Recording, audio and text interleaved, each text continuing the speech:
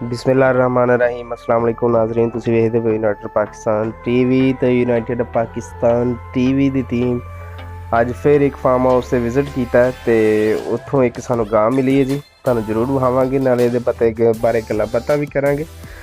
ਤੇ ਸਭ ਤੋਂ ਪਹਿਲਾਂ ਗੁਜ਼ਾਰਿਸ਼ ਇਹ ਵੇ ਕਿ ਅਗਰ ਤੁਸੀਂ ਆਪਣੇ ਚੈਨਲ ਤੇ ਨਵੇਂ ਹੋ ਤੇ ਚੈਨਲ ਸਬਸਕ੍ਰਾਈਬ ਨਹੀਂ ਕੀਤਾ ਤੇ ਸਬਸਕ੍ਰਾਈਬ ਕਰ ਲਓ, ਨਾਲ ਹੀ ਬੈਲ ਆਈਕਨ ਦਾ ਬਟਨ ਨੂੰ ਵੀ ਪ੍ਰੈਸ ਕਰ ਲਓ। ਮਕਸਦ ਇਹ ਵੇ कि हर नवी तो नवी तो लेटेस्ट वीडियो तुहाडे कोल सब तो पहला पहुँचती रहे। आओ जी वीडियो शुरू करते हैं। तुहानूं हुणे गांव क्या बात है माशाल्लाह सलियां करवा देने जी। देसी गां है जी,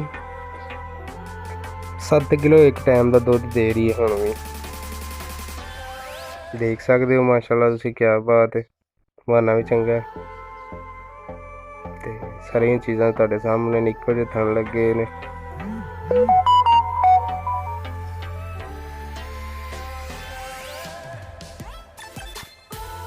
गां माशाल्लाह तुहाडे सामने, क्या बात है जी। रंग रूप भी सोहना, कद काठ भी चंगा।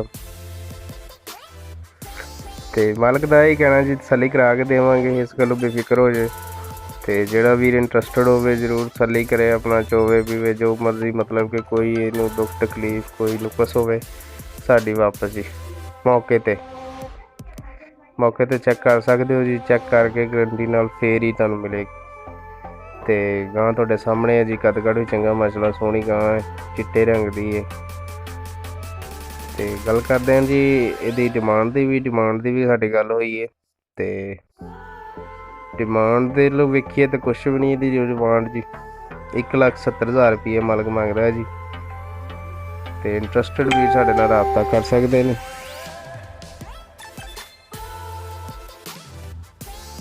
1,70,000 डिमांड है जी, इंटरस्टड भी साडे नाल राबता कर सकते हैं। तो अज की वीडियो तुहानूं किदां लगी कमेंट करके सानूं जरूर दस्सिओ।